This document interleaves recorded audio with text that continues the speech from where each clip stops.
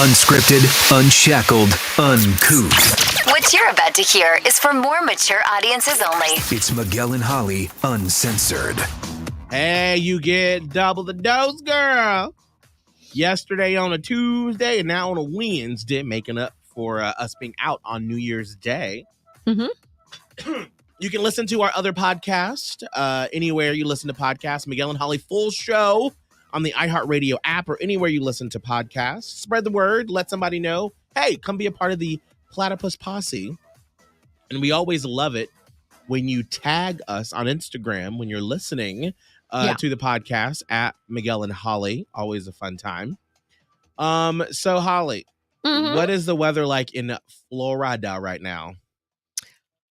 You threw me off a little bit because, like, at this moment in my studio, I'm chilly. It's always cold in here. Let me actually just pull the weather up. I was just talking about this with my person yesterday because yesterday it was freaking 80 degrees. Hot. I haven't got my Christmas stuff down yet. And I was like, what the actual F? Because I was not prepared. Like, we had a very cold Christmas time. Christmas Eve, freezing as far as Tampa Bay standards go.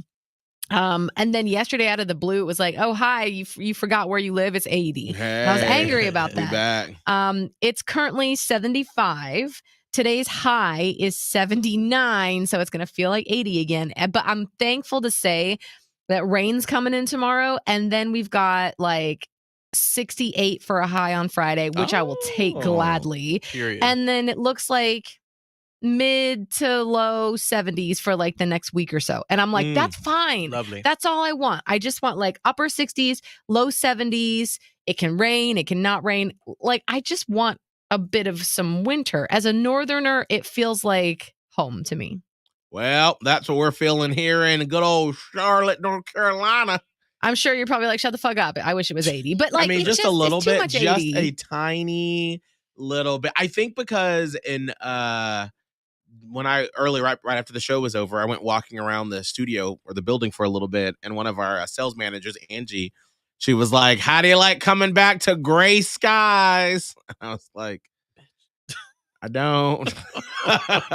I'm like, because the 2 weeks leading up to, or 3 weeks leading up to Christmas, we only had sunshine one day that 3 weeks out of that 3 weeks. And so I was like, all right, I got a little, like, there was one point when we were in Florida for the holidays that I walked outside of our house and I stood outside with my arms outstretched. And I was like, son, please consume me.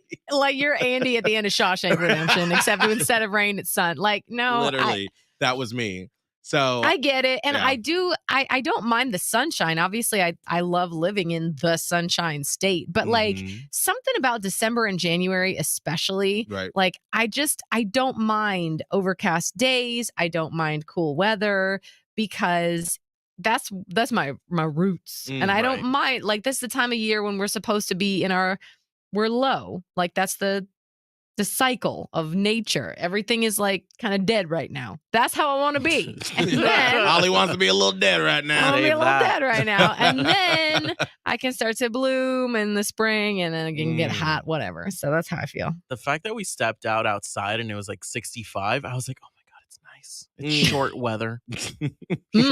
Short season.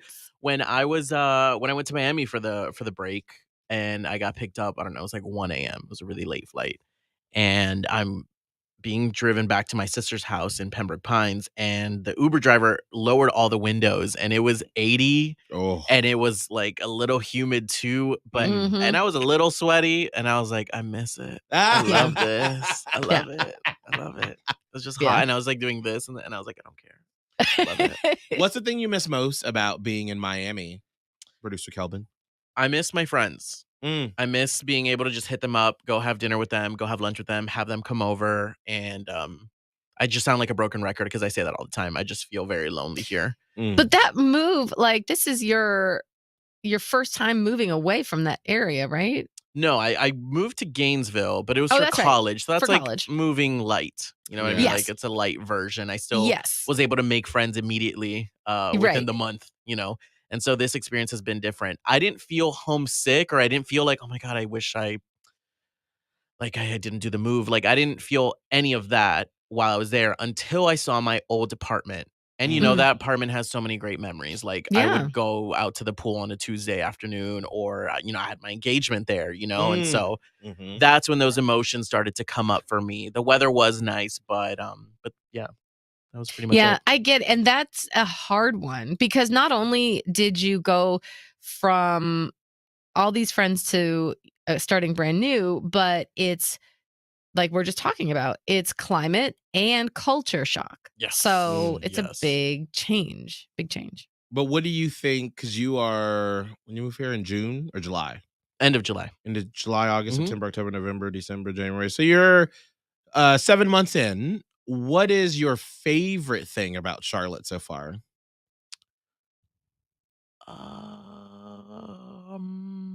Working with you guys. Yay. Does that count? Does that count? Yes. Does that count? Wait, Miguel, why are you asking questions to answers you don't want? I do want. Well, what about your friends, Matt and Shay? I have only hung out with Shay twice, but they have been lovely times. Mm. And Matt is fun. He's Yeah. more of an introverted homebody. Right. And I am half of that. And so that's as far as that goes. You know what I Yeah. mean? But I am so grateful for Matt. Matt's been there for some really good times. So yeah, that's been good. Yeah. It's an adjustment. It is. I feel like you just have to sort of like, and this is what I keep telling my husband Abe, is you have to like dive into it. And like, especially when you sort of peel yourself away from somewhere that you're so comfortable with, where you feel like, we have friends in Tampa where we could literally just show up unannounced and it's like, oh, hey, y'all, what's going on? What's going, and so to go from that to like, you have to like slowly, date people and get to know people. It takes time, but you gotta kind of just like throw yourself into it. I really do, and I will say, like, have not been throwing myself. Like, I have not been putting myself out there. I have not been trying to be in social gatherings or anything like that. So I won't sit here and cry and be delusional and be like, I just hate it here. He's like, nobody likes. It's not that.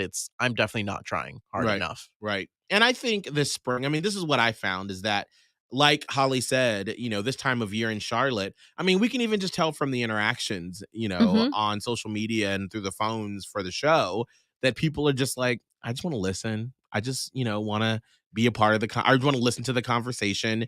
And then it's sort of like a change when the weather gets better. People are like, hey, I'm feeling social. Let's talk. Let's call. I got some stories for you. What you talking about, girl? And so I think once the spring hits, it sort of feel like you want to just, put your titties out and just sort of let all of Charlotte see them. Yeah. Yeah. Let everybody see them titties. No, you're right. Yeah, let them titties out. These titties covered right now. It's too cold.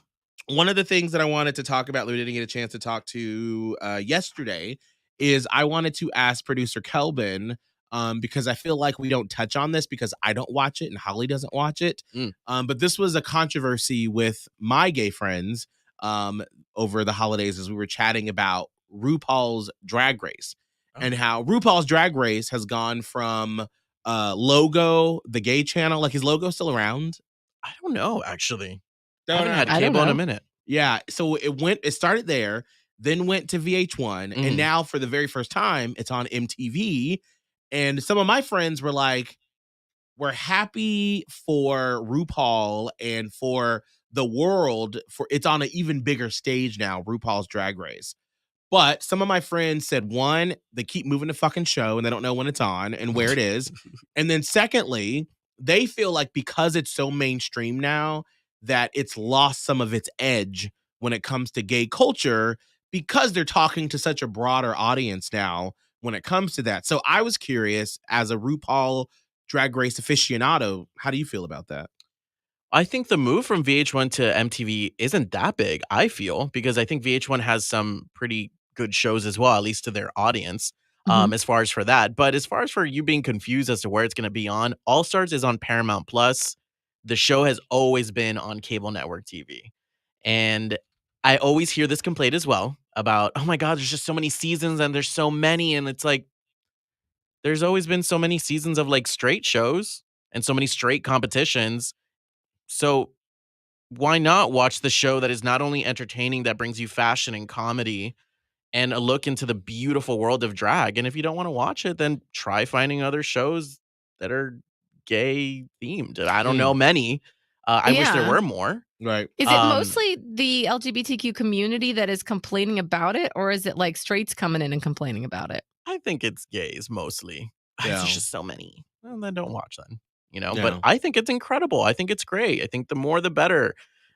We lived a life, I want to say maybe the show started maybe in 2009. So before that, when did we have any drag shows or any None. gay mainstream competition shows for gay people, queer, anybody in the LGBTQIA plus community, So I think it's always been great. And so when I see those complaints, it's kind of like silly. I can understand there is a lot of queens, there is a lot, but you can also choose not to watch it, Right. And so those complaints have always been so weird to me. I think it's fantastic. Yeah, it's generally people just like to bitch about stuff. It's true. I mean, I think that some of it's warranted. I mean, I know that every time Pride season starts, the old debate comes up around, is Pride, should it be a big celebration or should it be a protest? Is it too mainstream? And then you have, so many prides around the country are like, it's family friendly. We want everybody to come down. And then you have some people that are like, well, we don't want it to be super family friendly because we have been oppressed sexually so long. And so we have all of these different subgenres of our, of what people are into.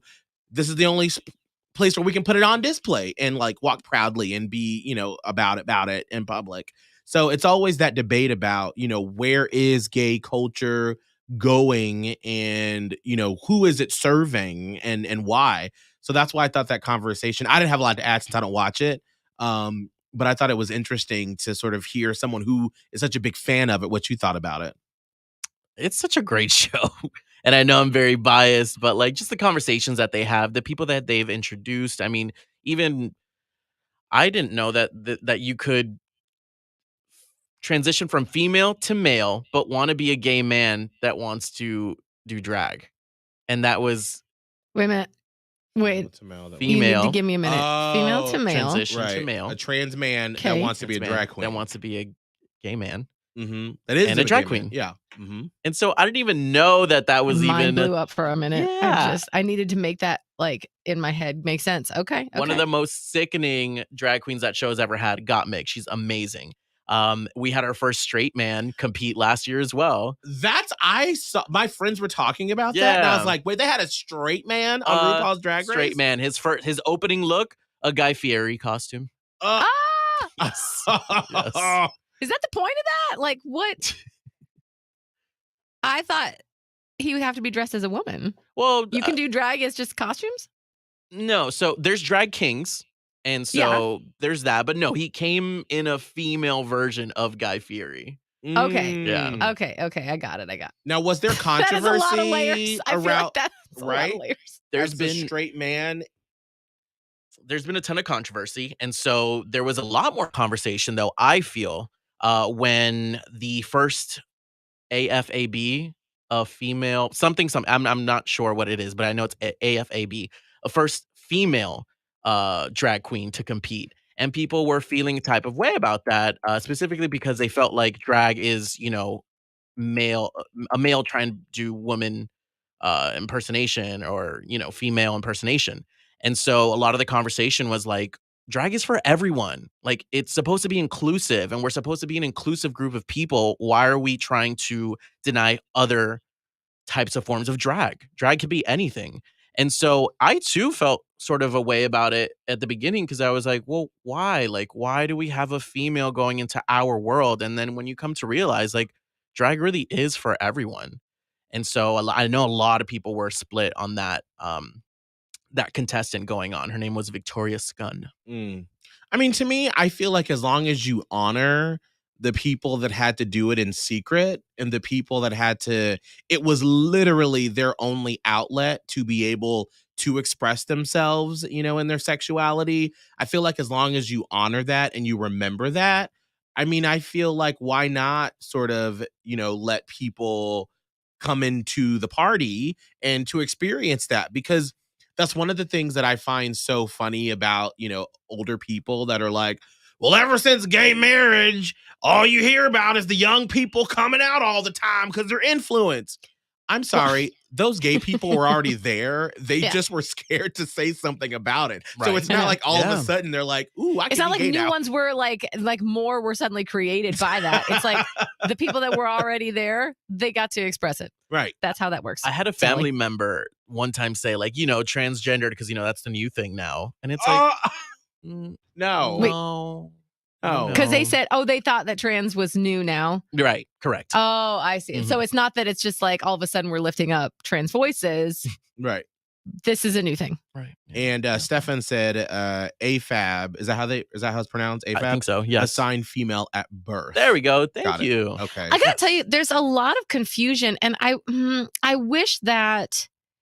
Okay, let me back up. I gotta get my thoughts in order. So we're at such an interesting, pivotal time in history where so many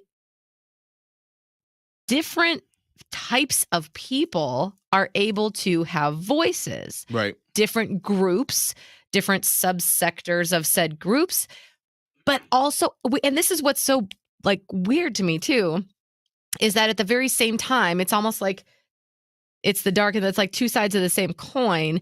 With all of that burgeoning, availability of, look, there's groups, there has never been like more gatekeeping, I feel like. Sometimes that happens within the groups where it's like, well, we just figured out we're a group, nobody else can join. And it happens with everything. I mean, it as you just expressed, Kelvin, I mean, it was happening within the gay community and within the drag community about, well, what are we letting, what is the boundaries for drag? What are the boundaries? We can't let this happen, or can we, or should we?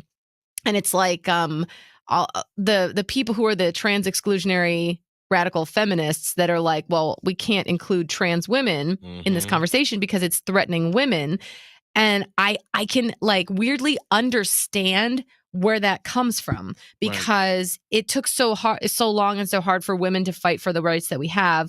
If you don't know any trans people or you're not at all familiar with the LGBTQ community, could it look like men are trying to interlope and just be like, well, whatever y'all's burden and whatever was, I'm still trying to come in. And if you're not learned in that atmosphere, you could be like, wait, what's happening? Like, I feel like there's another thing men are taking over. Well, it's clearly not that, but it's like, it's like the same mindset where it's like, we have all these cool groups now, but like, it comes to with not cultural appropriation, but like, it's sort of that line of cultural appropriation where you don't want to step on the toes of a culture or a thing that is, seen as this particular culture, where how are we supposed to learn about it? Right. It's like some of the shutting down is preventing education.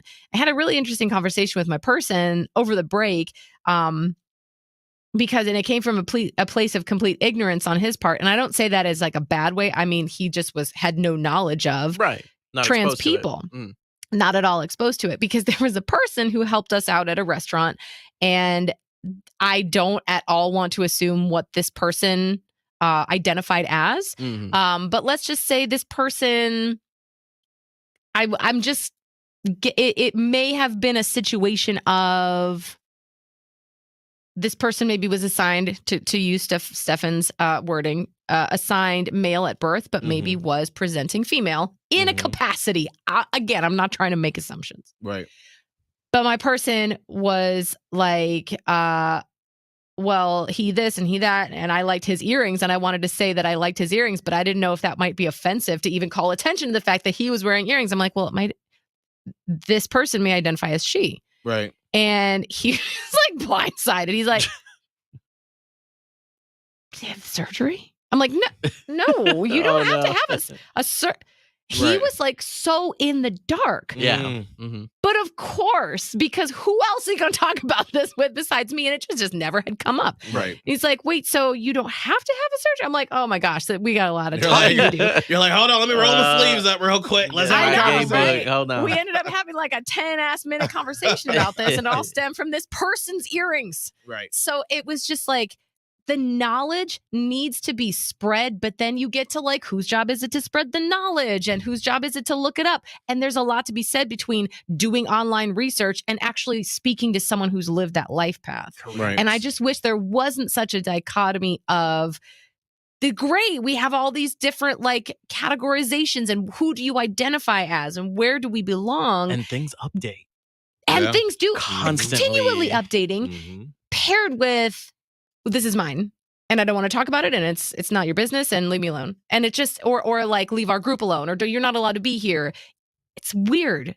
I think it just depends on who it is that you're talking to and how comfortable they feel. Like one of my best friends, they have started to transition and they sort of like, you know, went away for a little bit. They were like, hey, I need to go with inside of myself as I figure this out. Understandable. And it came from a place of like their family basically cut them off and was just like, nope, I don't believe in what you're doing.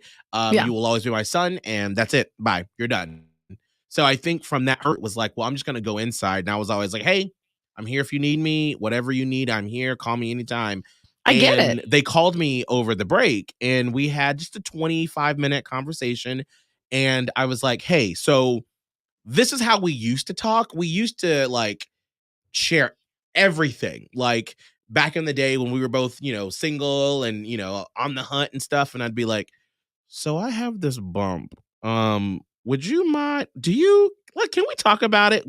Can you take a look at it real quick and just see, you know, like we had that comfort level. So I was like, do you feel comfortable if I have questions? And they were like, absolutely. And I was like, cool. So it was like, we hopped back into our old friendship of like, all right, so take me through what you're going through right now. Like, let's talk about it. What are you doing? And like, I was like, whoa, holy crap. I just got an education in that 25 minutes. Yeah. But I would have completely 100% respected if she would have been like, I don't feel comfortable talking about that. And I've been like, all right, cool. That is whatever your comfort level. So I think if you approach it from a place of, I don't want to exploit, I don't want to make fun. I was just like, I want to know what you're going through and where your mindset is because I want to be here to help any way I can.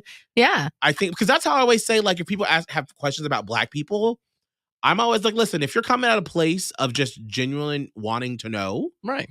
Come on, girl, let's talk about it.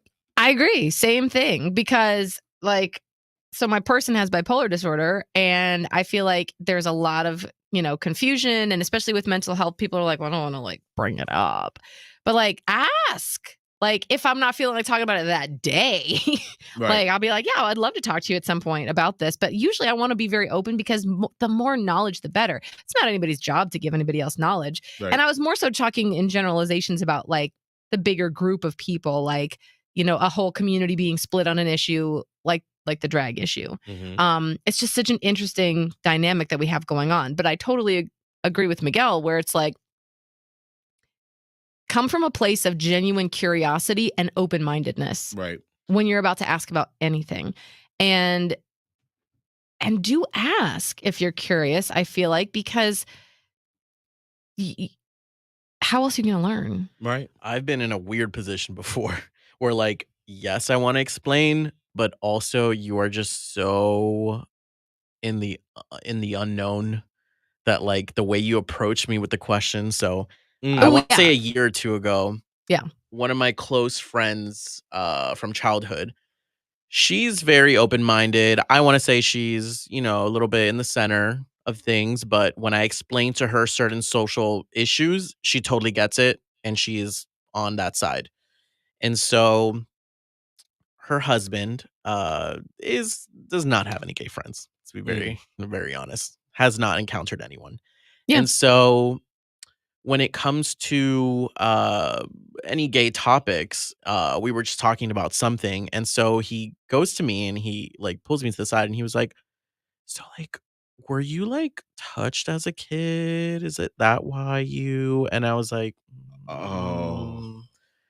no. That's not a great way to come with a question. No, but because it was my childhood friend's husband that I felt like I needed to be a little bit patient, a little bit kind, right, and softly go into it. But then, you know, you I feel like the questions didn't even go deeper after that. Like I just like explained to him, no, like I've always felt this way. You know, I've always liked girls too growing up. And then at one point I started liking guys. And so, you know, I was giving him the whole thing, but it didn't go deeper than that. And so like the next time we hung out, I was talking about weed and he was like, hey, do you do meth? And I was like, This is a very sheltered person. I was like, Gabriel, fuck off.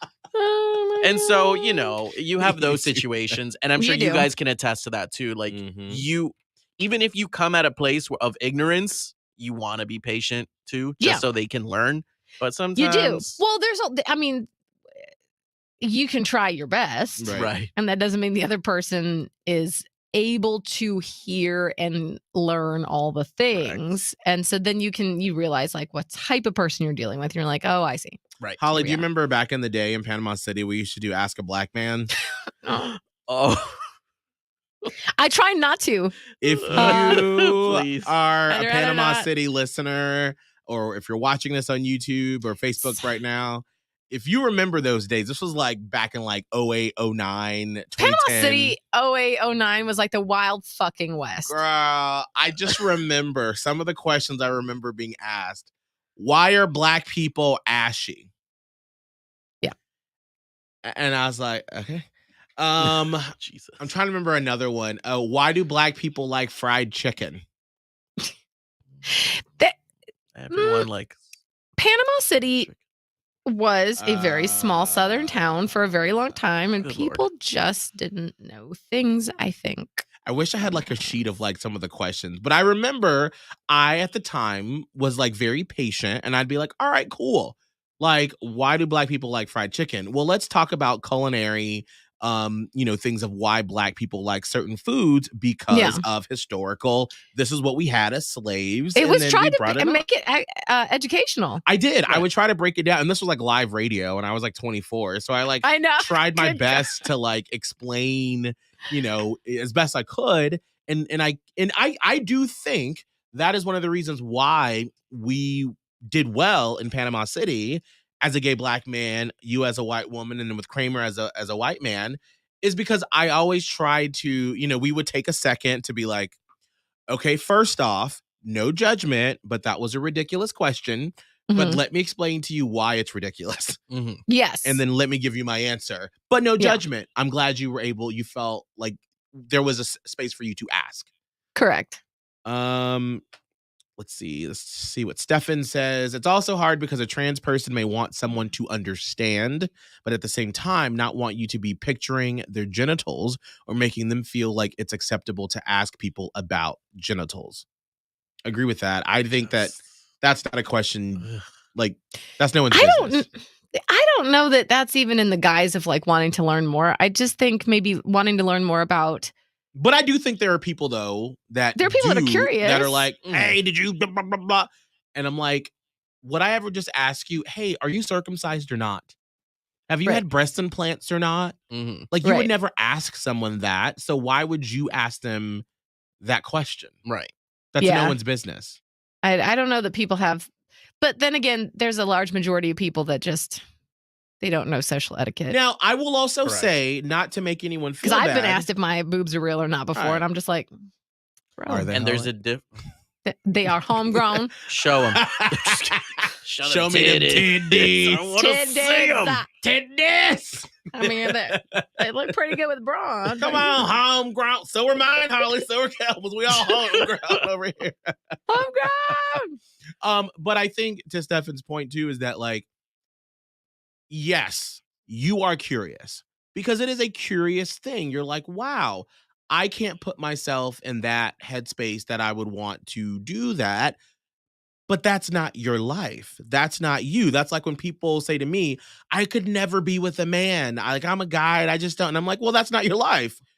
That's not for you to understand. And so, yes, there is some natural curiosity. Girl, Google it. Go online, but don't go up to a person. Right. Maybe there's a coworker or someone you know in your life and be like, so? Your genitals. Right. Oh, yeah. We can't. And it's not rooted in lust, because there's other kinds of like, I want to see your dick. And that's different than a trans person telling you like, yeah, I did the surgery or whatever. Like, that's just weird. And Stefan said it's oftentimes the first thing many people ask trans people about. Yeah.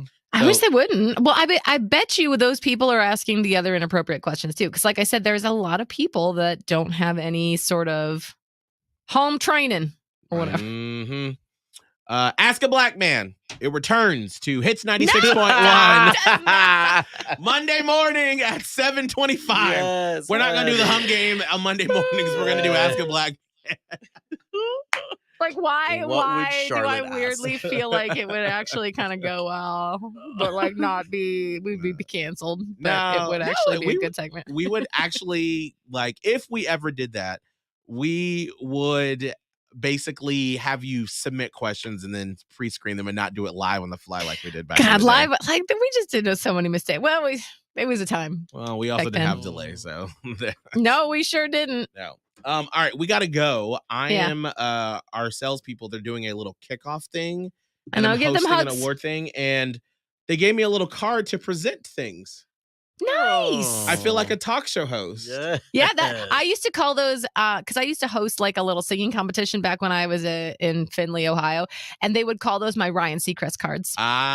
Yes. I'm like, to me, this is like the ones Ricky Lake would have, and she would sit down and she'd be like, "So tell me, Ricky Lake, Sally Jesse Raphael." Oh my gosh! All right, Holly, what is all of your social media? Radio Holly on Instagram, Twitter, and TikTok. Producer Kelvin at Kelvin Live, TikTok, Twitter, Instagram. Something of an OnlyFans, but the podcast is coming. No, the podcast is coming. The podcast is coming. I just need a mouse. You need a mouse? Yeah, girl. I can't edit. I can't edit with my hands. Like I have arthritis. Oh my I know. gosh. I can't find my car keys. You can't find your mouse. Like we need to. Something's going on. Y'all need some Metamucil. Mine is at Miguel Fuller on TikTok, Instagram, and Be Real. I want to see what you're doing several times a day. All right. We will see you all on Friday. Bye. Miguel and Holly Uncensored. Catch it on the iHeartRadio app or anywhere you listen to podcasts.